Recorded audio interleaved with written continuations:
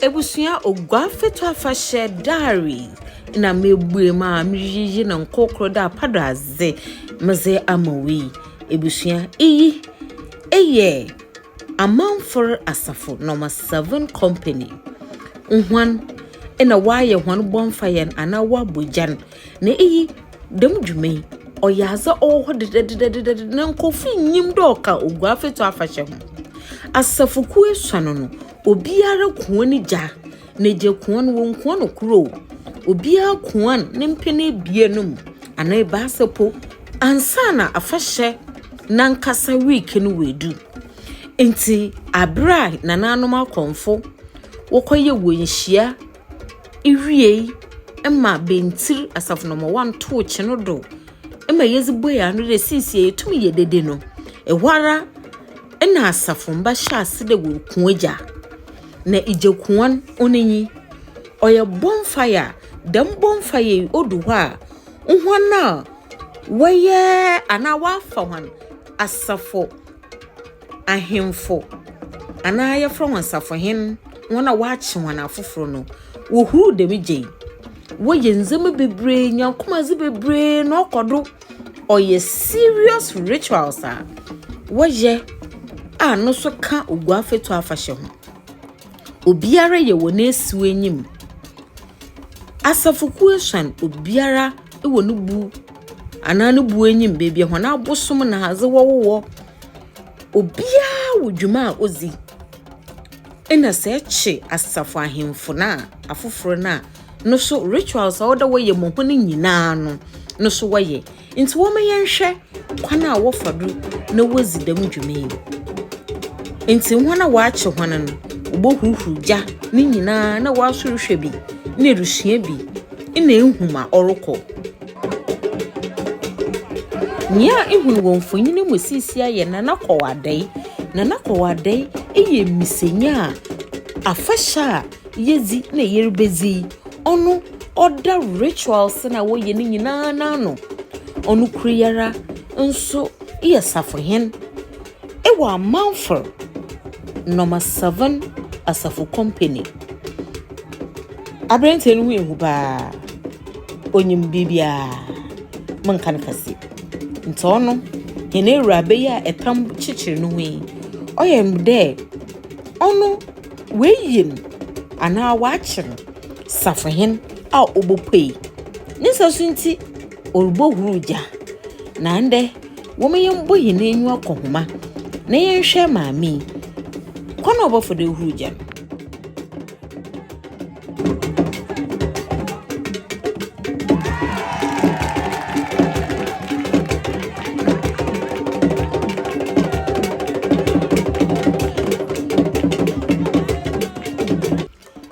nyinara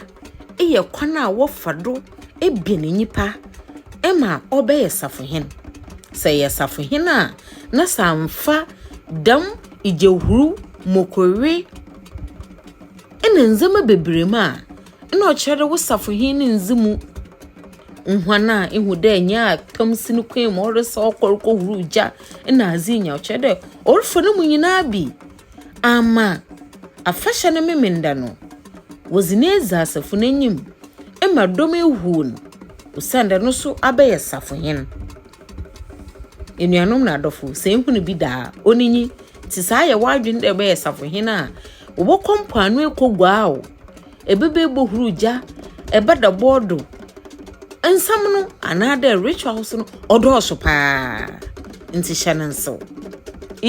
enyije sam na waba obiara ginenwa na yenso yenwa ja oye chen ayer na gezi jihenenwa na wo huru jan wona wo huru nyina ye nhwana wo ba ye wan Asafo hen fo ana wezi kampo ya Asafo hen dedawo na nakọwadai na wahye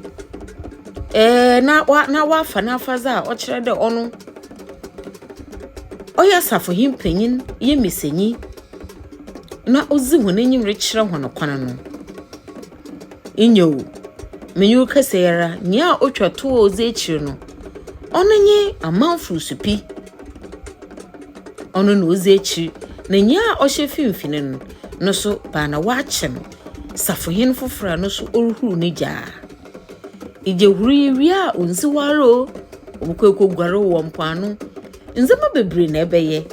nzema bebre na ebefom ana aye safohen ebusua ihu bi da usande wo beye na da wantan ye wo krom de mpoano nkro na ohhehya hon Amanful jejem ntan ehon na wata wozidam dwumei ntinde waso ahwe wonyum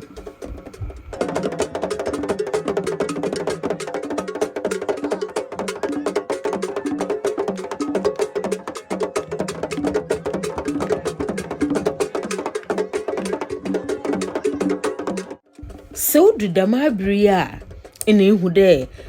igwa ye wonkabom osande na no toro bochini a ohya atara nsinsani womi owuso ne dreadlocks dey no oye bentinyo nso hwamanfurofo woriza aguru mo osimi wona wor bochini bebre amenyim hon entinfo wom anafofo wom wonyina wesom na worizidam dwumei ichiran kabom a ye wo Oguaa ha edom tutu a worbohwe nyinara nya Amanful nkote wonyina wo fifi asafo ku ahuru bebre ne fiawunti ena da kusuma manze na amambrebo kodunti obiara aba nanu moye dokodoko wa asami mpomunyi de insuru tutu na ewuma ye wiru kukuku no na wa Bonfire or fawdo no na wo ho arododo wo ho aye odede daw awo ni ine tutu akọ ntebusua za owom ina ma kebi maza achiro no eyenum so ye bentirfo abra won so won Bonfire no orbo kodo no na mazretaw hwehene video a obabechiri masesa panzipo drubopo tofoma Nyanis TV yebeyi yezacho nkanka ewa manaze na afahye wa pa wo ho da adọ yenzinyi de yebotwa na yenso yezacho sande Oguaa hopa cheminjinzi de botum anadwu esuom